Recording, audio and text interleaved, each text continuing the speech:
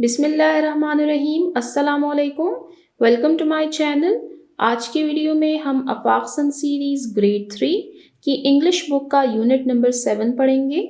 Unit number 7, a heaven on अर्थ, ज़मीन पे जन्नत। इस यूनिट पर हम ऑलरेडी एक वीडियो बना चुके हैं जिसमें हमने इस लेसन अ हेवन ऑन अर्थ के लेसन की रीडिंग की थी। इस लेसन में हमने पढ़ा था नीलम वैली की खूबसूरती के बारे में। उसकी खूबसूरती की वजह से ही इसको पाकिस्तान में जन्नत का टुकड़ा कहा जाता है।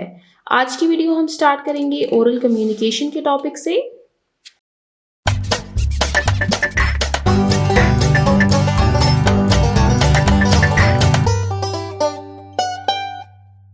ओरल कम्युनिकेशन, जुबानी बातचीत। फोनिक्स प्रैक्टिस, आवाज़ों की मश्क। फोनिक्स प्रैक्टिस में फर्स्ट टॉपिक है हमारे पास वोवल लेटर्स का। की टू लर्न सेक्शन को रीड करते हैं। Key to learn, the letters A, E, I, O and U are vowels. English language में टोटल अल्फाबेट्स 26 हैं। इन 26 अल्फाबेट्स में से 5 वोवल्स हैं, रिमेनिंग 21 कॉन्सोनेंट्स हैं। आज का टॉपिक है इन 5 वोवल्स के बारे में, जो कि हैं A, E, I, O and U. They have long and short sounds. इन 5 वोवल्स की बात की जा रही है कि इनकी साउंड्स कभी लॉन्ग होती है, कभी शॉर्ट। इन 5 वोवल्स से जो साउंड्स प्रोनाउंस की जाती हैं वो है टोटल 20। अब वोवल्स 5 हैं, साउंड्स उससे प्रोनाउंस की जाती हैं 20। अब इन फिगर से हमें आइडिया हो रहा है कि एक वोवल लेटर की एक से ज्यादा साउंड्स हो सकती हैं। जैसे हम इस टॉपिक में रीड करेंगे कि ए को अगर हम लेते हैं तो एप्पल में ए की साउंड आती है अ की, जबकि अगर हम पेपर को रीड करें तो इसमें ए की साउंड आती है ए की। तो ये हो गई शॉर्ट वोवल साउंड जो कि है अ, और ये है ए। तो इसको रीड करना स्टार्ट करते हैं। Vowel letters, read aloud and spell the following words. दिए हुए अल्फाज को बुलंद आवाज से पढ़िए उनके स्पेलिंग्स के साथ। Vowels, short vowel, long vowel, A, E, I, O, U. Short vowel apple, cat. अब हम ए की लॉन्ग साउंड देखते हैं। Paper, cable. यहां पर ए की साउंड है अ, कैट में ए की साउंड है अ, जबकि पेपर और केबल में ए की साउंड है A. Paper, cable. E, net. जैसे नेट में ई की साउंड शॉर्ट है, जबकि अगर हम ये नीट लिखें तो नीट में ई की साउंड लॉन्ग है। एल्बो, यहां पर ई की साउंड शॉर्ट है। Equal, eagle. Bit, ink. Ice, bite. Not, frog. Note, oval. Cub, ये रन है। Run, uniform, cube. Cub, cube. Not, note. Bit, bite. Net, neat. तो ये है short vowel sounds and long vowel sounds. यहाँ पर मैं आपको एक रूल बताना चाहूंगी जिससे आप short vowel and long vowel sounds को आइडेंटिफाई कर सके।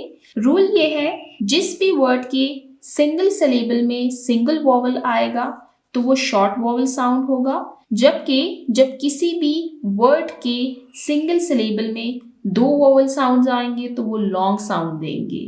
जैसे नेट, नीट। अब यहाँ पर सिंगल सिलेबल में 2 वोवल्स आए हैं तो ये लॉन्ग साउंड दे रहे हैं, जबकि नेट में सिंगल वोवल है तो ये शॉर्ट साउंड दे रहे हैं। कब, ये सिंगल सिलेबल में सिंगल वोवल है तो ये शॉर्ट साउंड दे रहे हैं। क्यूब, ये सिंगल सिलेबल में 2 वोवल साउंड्स हैं तो ये लॉन्ग साउंड दे रहे हैं। नॉट, ये सिंगल सिलेबल में सिंगल वोवल है। नोट, ये सिंगल सिलेबल में 2 वोवल्स हैं, ए एंड ई। इसी तरह बिट में आई और बाइट में आई, ई। अब यहां पर अगर हम देखें, एल्बो में एल फर्स्ट सिलेबल है, बो नेक्स्ट सिलेबल है। तो यहाँ पर शॉर्ट वॉवल साउंड है। एप्पल में ऐप फर्स्ट सिलेबल है, पल लास्ट सिलेबल है, तो ऐप पल ये शॉर्ट वॉवल साउंड्स दे रहे हैं। जबकि अगर हम ईगल की तरफ देखें तो ईगल सिंगल सिलेबल है और यहाँ पर 2 वॉवल आए हैं, तो ये लॉन्ग वॉवल साउंड है। एक दफा इन वर्ड्स को फिर से रीड करते हैं। Apple cat, paper cable, net elbow equal eagle, bit ink ice bite, not frog note oval, cup run, uniform cube. Next question read करते हैं। रीड द गिवन वर्ड्स, दिए हुए अल्फाज को पढ़िए। Identify the words with short and long vowel sounds and write them in their relevant columns. नीचे आपको words दिए गए हैं, हमने इन वर्ड्स को आइडेंटिफाई यानी इनकी पहचान करनी है कि आया ये शॉर्ट वोवल साउंड्स हैं या लॉन्ग वोवल साउंड्स हैं, और फिर हमने इनको इनके रेलेवेंट कॉलम में लिखना है। ये है शॉर्ट वोवल का कॉलम, ये है लॉन्ग वोवल का कॉलम। वर्ड्स हैं ग्रीन, अब इसमें 2 वोवल्स इकट्ठे आए हैं तो ये है long vowel sound.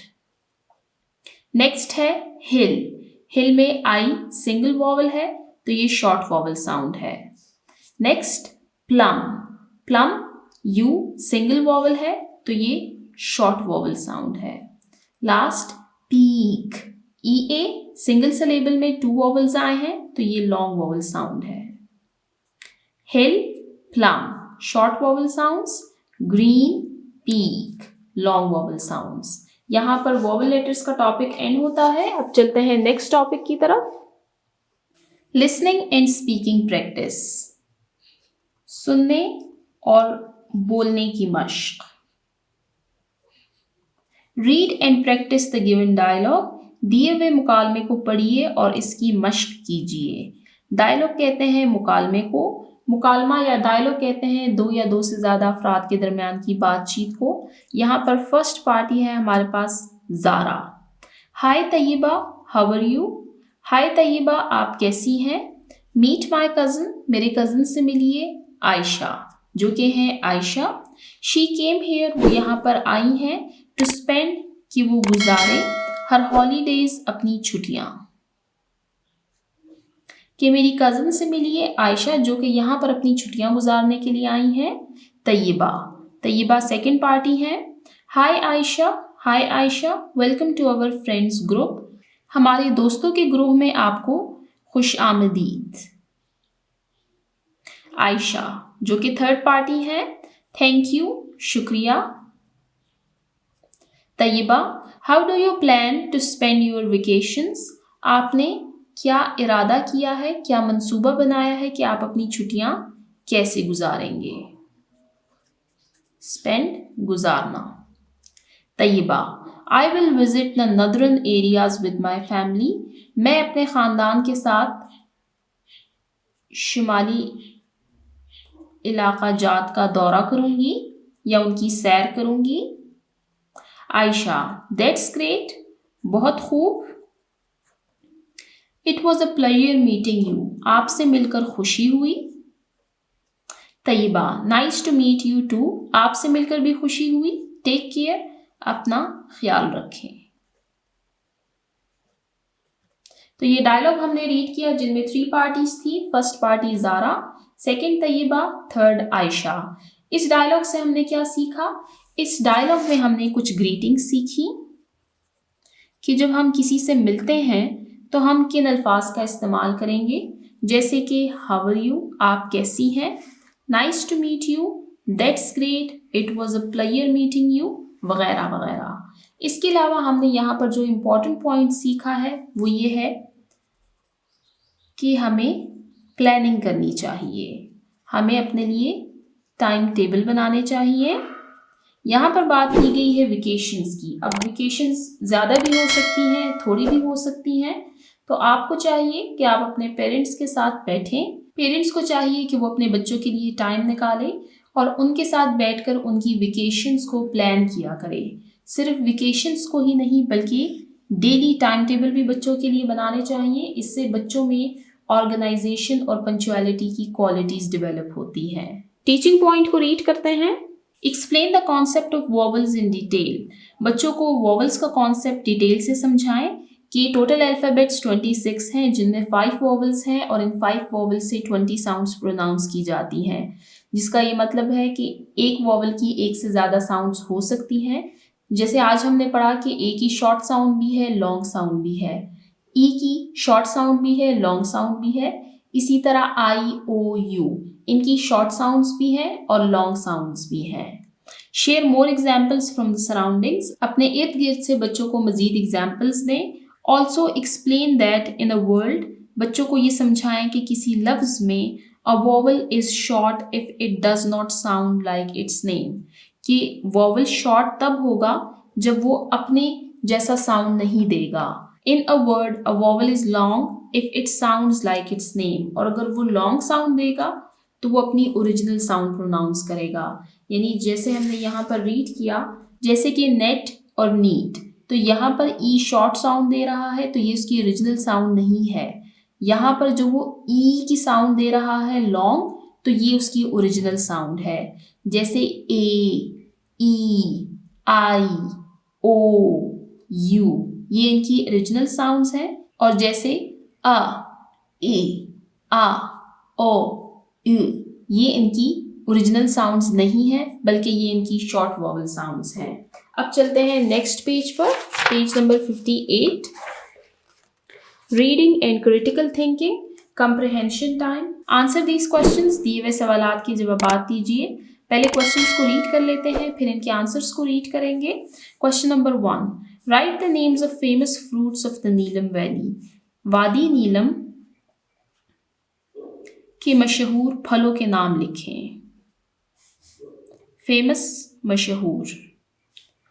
Question number 2, would you like to visit the Neelam valley. क्या आप वादी नीलम का दौरा करना चाहेंगे। एक्सप्लेन, वजाहत कीजिए कि अगर आप करना चाहते हैं तो भी एक्सप्लेन करें कि क्यों, और अगर नहीं करना चाहते तो भी एक्सप्लेन करें कि आप वहां पर क्यों नहीं जाना चाहते। Question number 3, have you ever visited any hill station. क्या आपने कभी किसी पहाड़ी इलाके का दौरा किया है। हिल स्टेशन, पहाड़ी इलाका। शेयर योर एक्सपीरियंस, अपना तजर्बा शेयर कीजिए। ये क्वेश्चन हम ऑलरेडी पेज नंबर 55 पर पढ़ चुके हैं। Have you ever visited any hill station of Pakistan. Share your experience in 3-4 sentences. इस क्वेश्चन के आंसर में हम वही आंसर रीड करेंगे जो हमने पहले रीड किया था। अब इन क्वेश्चंस के आंसर्स को रीड करते हैं। Unit number 7, a heaven on earth. Reading and critical thinking. Answer these questions. Question number 1, write the names of famous fruits of the Neelam valley. वादी नीलम के मशहूर फलों के नाम लिखिए। The famous fruits of Neelum valley are apples. वादी नीलम के मशहूर फलों में शामिल है एप्पल, सेब, एप्रिकॉट, खुबानी, वॉलनट, अखरोट, plums, अलूचा।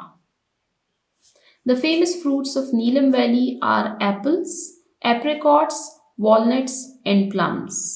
Question number 2, would you like to visit the Neelam Valley? क्या आप वादी नीलम का दौरा या उसकी सैर करना पसंद करेंगे। Yes, जी हाँ, I want to visit the Neelam Valley. मैं वादी नीलम का दौरा करना चाहूँगी। To explore, खोज लगाना, यानी कोई नई चीज़ ढूंढना या उसको देखना। इट्स ब्यूटिफुल माउंटेन्स, ताकि मैं उसके खूबसूरत पहाड़ देख सकूं। हिल्स, उसकी पहाड़ियाँ। थिक फॉरेस्ट्स, घने जंगलात। क्लीन रिवर्स, साफ दरिया। लेक्स, झीलें। डिलिशियस फ्रूट्स, मज़ेदार फल, जिनके बारे में हमने क्वेश्चन नंबर 1 में रीड किया है। मिनरल्स, मादनियात। हमने लेसन में रीड किया था कि नीलम वैली में कई सारी मिनरल माइंस हैं। एंड लश ग्रीनरी, और वहाँ की हरियाली, यानी जो हरे भरे खेत हैं, जो जंगलात हैं, उनकी बात की जा रही है कि जी हाँ, मैं वादी नीलम का दौरा करना चाहती हूँ ताकि मैं देखूँ वहाँ की खूबसूरत पहाड़, वहाँ की खूबसूरत पहाड़ियाँ, घने जंगलात, दरियाओं का साफ पानी, झीलों का साफ पानी, मज़ेदार फल, मादनियात और वहाँ की हरियाली। Yes, I want to visit the Neelam Valley to explore its beautiful mountains, hills, thick forests, clean rivers, lakes, delicious fruits, minerals, and lush greenery. Question number 3. Have you ever visited any hill station? क्या आपने किसी पहाड़ी इलाके का दौरा किया है? Share your experience, अपना तजर्बा शेयर कीजिए। इसका आंसर वही रीड करते हैं जो हमने पहले रीड किया था। Have you ever visited any hill station of Pakistan? Share your experience. यहाँ पर स्पेसिफिकली पाकिस्तान की बात की जा रही है, हम इसी को रीड करते हैं। Yes, I visited Swat valley. जी हाँ, मैंने वादी स्वात का दौरा किया है। It was amazing. वो हैरानकुन जगह थी। With tall mountains, लंबे पहाड़ों के साथ, and lots of green trees, और बहुत सारे हरे भरे दरख्त। I saw many colorful flowers. मैंने कई सारे रंगीन फूल देखे। And heard birds singing too, और परिंदों को गुनगुनाते हुए भी सुना। कि जी हाँ, मैंने वादी स्वात का दौरा किया है जो पाकिस्तान में एक पहाड़ी इलाका है। वो एक हैरानकुन जगह थी, लंबे लंबे पहाड़ों के साथ, बहुत सारे हरे भरे दरख्तों के साथ। वहाँ पर मैंने कई सारे रंगीन फूल देखे और परिंदों को गुनगुनाते हुए भी सुना। Yes, I visited Swat Valley. It was amazing with tall mountains and lots of green trees. I saw many colorful flowers and heard birds singing too. यहाँ पर क्वेश्चन आंसर्स एंड होते हैं। वापस चलते हैं बुक की तरफ। नेक्स्ट क्वेश्चन है factual questions. Answer these factual questions. दिए हुए फैक्चुअल क्वेश्चंस के जवाब दीजिए। की टू लर्न सेक्शन में देखते हैं कि फैक्चुअल क्वेश्चंस क्या है। Factual questions are those questions, ये ऐसे सवालात होते हैं in which we can find answer, जिसमें हम जवाब को मालूम कर सकें in the form of facts, हकाइक की सूरत में, डायरेक्टली इन द टेक्स्ट, बिला वास्ता सबक से। यानी फैक्चुअल क्वेश्चंस ऐसे क्वेश्चंस होते हैं जो कि हकाइक यानी फैक्ट्स पर मबनी होते हैं और उनका जवाब सबक के अंदर ही मौजूद होता है।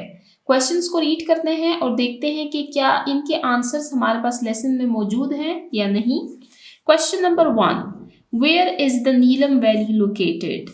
वादी नीलम कहाँ वाक़या है? ये हमने लेसन में रीड किया था। That Neelam Valley is located in the northeast of Muzaffarabad. यहाँ पर आपने ये करना है कि इट को काट के आपने नीलम वैली लिखना है।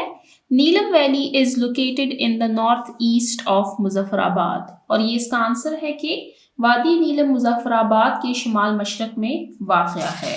Question number 2, which reverse pass through the Neelam valley? वादी नीलम के पास से कौन कौन से दरिया गुजरते हैं? इसका आंसर हमने रीड किया था लास्ट पैराग्राफ में। The river Jhelum, the river Neelam and the river Poonch pass through this valley. इसका आंसर आप लिखेंगे that the river Jhelum, the river Neelam and the river Poonch pass through Neelam valley. ये इसका answer है। वापस चलते हैं एक्सरसाइज की तरफ। तो यहाँ पर हमने रीड किया फैक्चुअल क्वेश्चंस के बारे में कि ये ऐसे क्वेश्चंस होते हैं जो कि फैक्ट्स यानी हकाइक पर मबनी होते हैं और इनके जवाबात हम डायरेक्टली लेसन में से ही ढूंढ सकते हैं। अब चलते हैं नेक्स्ट टॉपिक की तरफ, pronouns and conjunctions. Question, read the given paragraph. दिए हुए पैराग्राफ को पढ़िए। Underline the pronouns and circle all the conjunctions. हमने अंडरलाइन करने हैं प्रोनाउंस को और इनसर्कल करना है कंजंक्शंस को। पैराग्राफ रीड करने से पहले हम की टू लर्न सेक्शन में देखते हैं कि प्रोनाउंस और कंजंक्शंस क्या होते हैं। A pronoun is a word that takes the place of a noun. Pronoun एक ऐसा लफ्ज होता है जो कि नाउन की जगह लेता है। इसको उर्दू में इसमें ज़मीर कहा जाता है। प्रोनाउंस में आते हैं he, she, it, they, we, us, them वगैरह वगैरह। Conjunctions are used to connect words और सेंटेंसेस। कंजंक्शंस ऐसे हुरूफ होते हैं जो कि अल्फाज को या जुमलों को जोड़ते हैं। कंजंक्शंस को कहा जाता है हुरूफे अत्फ। अब पैराग्राफ को रीड करना स्टार्ट करते हैं और साथ ही मैं आपको प्रोनाउंस और कंजंक्शंस के रूल्स एक्सप्लेन करती जाऊंगी। वन डे, एक दिन, ड्यूरिंग, दौरान, द समर वेकेशंस, गर्मी की छुट्टियां। Maimoona was reading a story book, Maimoona एक कहानी की किताब पढ़ रही थी। But she was very upset, लेकिन वो बहुत नाराज या बहुत गमजदा थी। अब यहाँ पर हमने प्रोनाउन रीड किया है शी। अब इस शी की जगह हम मैमूना भी यूज कर सकते थे। That Maimoona was reading a book but Maimoona was very upset. लेकिन इस नाउन की रिपीटिशन को कम करने के लिए प्रोनाउन यूज किया जाता है, जैसे मैमूना की जगह शी का इस्तेमाल किया गया है। ये हमारे पास फर्स्ट प्रोनाउन आ गया शी। यहाँ पे है बट कनेक्ट कर रहा है यहाँ पर टू सेंटेंसेस को। Maimoona was reading a story book, she was very upset. अब अगर हम इस सेंटेंस को अलग लिखें, इस सेंटेंस को अलग लिखें, तो ये हमें सेंस दे रहा है, यानी ये मीनिंगफुल सेंटेंस है। लेकिन इस कंजंक्शन की वजह से हमने इन दोनों सेंटेंसेस को कनेक्ट कर लिया है। तो ये हो गया प्रोनाउन और ये हो गया कंजंक्शन। आगे रीड करते हैं। She asked her mother to tell the meanings of difficult words. उसने अपनी वालिदा से कहा कि वो उसको मुश्किल अल्फाज के मानी बताए। मीनिंग्स मानी, डिफिकल्ट वर्ड्स मुश्किल अल्फाज। Because she was unable to understand those words. क्योंकि she was unable, वो नाकाबिल थी, टू अंडरस्टैंड दोज वर्ड्स, कि वो उन मुश्किल अल्फाज को समझ सके। अब यहाँ पर हम प्रोनाउंस और कंजंक्शंस को हाईलाइट करते हैं। शी है प्रोनाउन, मैमूना की जगह फिर से शी का इस्तेमाल किया गया है। She asked her mother to tell the meanings of difficult words. Because है कंजंक्शन, बिकॉज ने कनेक्ट किया है। She asked her mother to tell the meanings of the difficult words, she was unable to understand those words, इन दोनों sentences को। तो यहाँ पर प्रोनाउन आ गया she और कंजंक्शन आ गया because। लास्ट सेंटेंस को रीड करते हैं। She told her how to use a dictionary. उन्होंने उसको बताया कि डिक्शनरी का इस्तेमाल कैसे करते हैं। And then और फिर went to the kitchen to prepare lunch, और फिर वो किचन चली गई ताकि वो दोपहर का खाना तैयार कर सकें। यहाँ पर फर्स्ट प्रोनाउन है शी, सेकंड प्रोनाउन आया है हर। शी यूज किया गया है उनकी मदर के लिए, हर यूज किया गया है मैमूना के लिए। How to use a dictionary, and.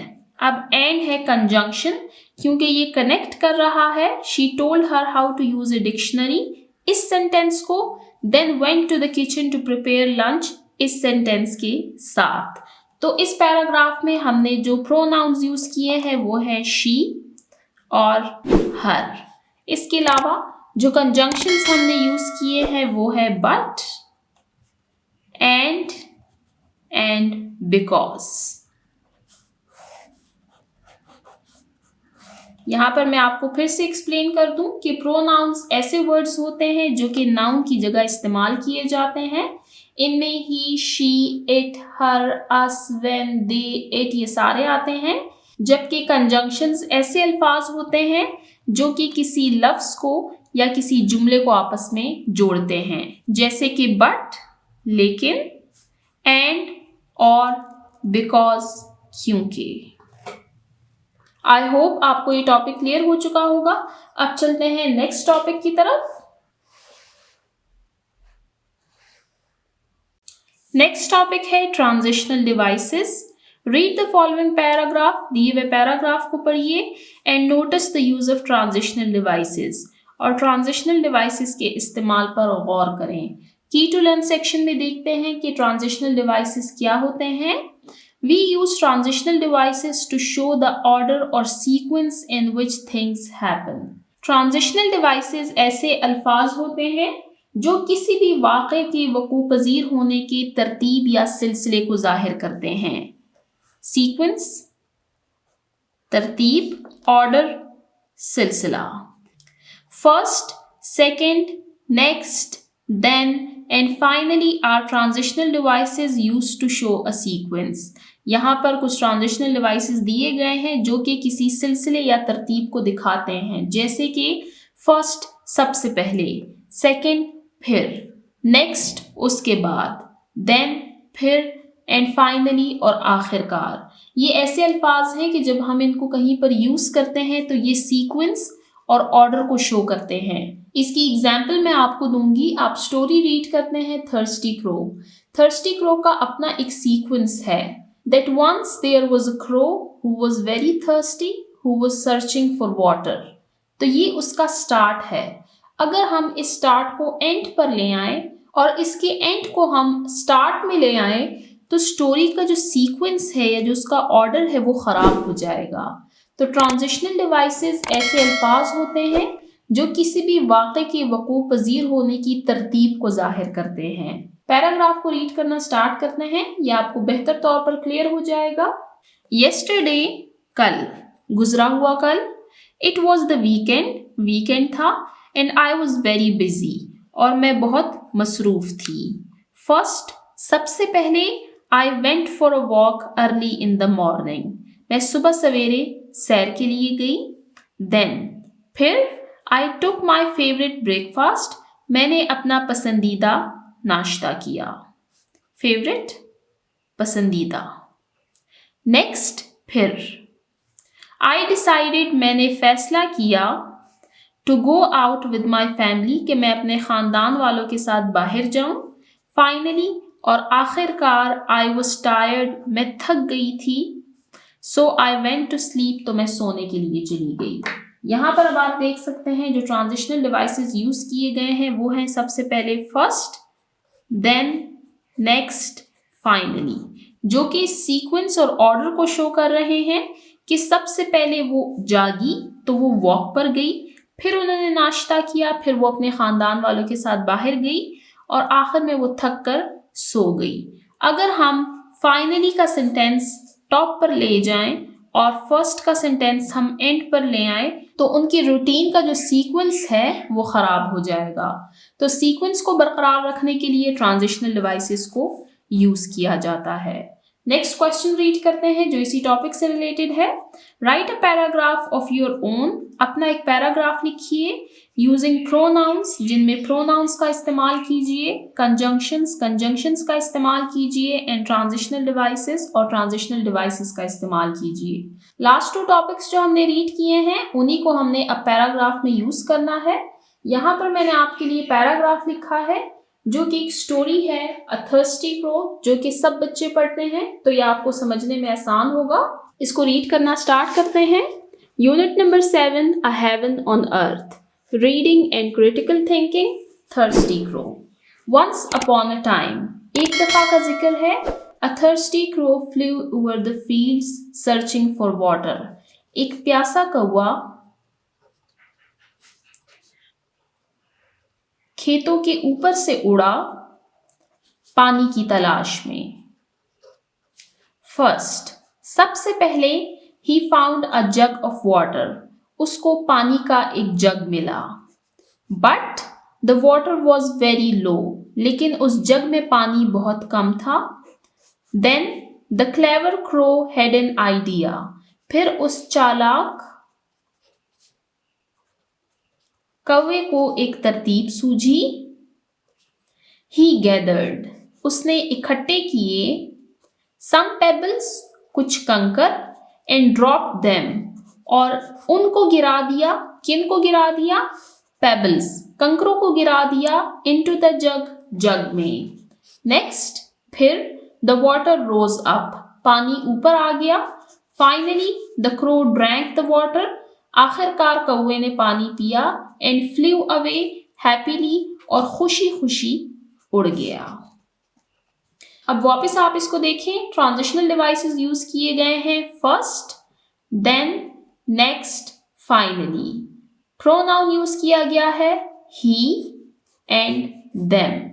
Conjunction use किया गया है बट, जो कि इस सेंटेंस को इस सेंटेंस से कनेक्ट कर रहा है। अब इस स्टोरी को एक दफा फिर से रीड करते हैं। आप इसमें इस्तेमाल किए गए प्रोनाउंस, कंजंक्शंस और ट्रांजिशनल डिवाइसेस को गौर से देखें। Once upon a time, a thirsty crow flew over the fields searching for water. First, he found. Sorry, यहाँ पर ये pronoun भी है. He, crow की बात की जा रही है. He found a jug of water, but the water was very low. Then the clever crow had an idea. He gathered some pebbles and dropped them into the jug. Next, the water rose up. Finally, the crow drank the water and flew away happily.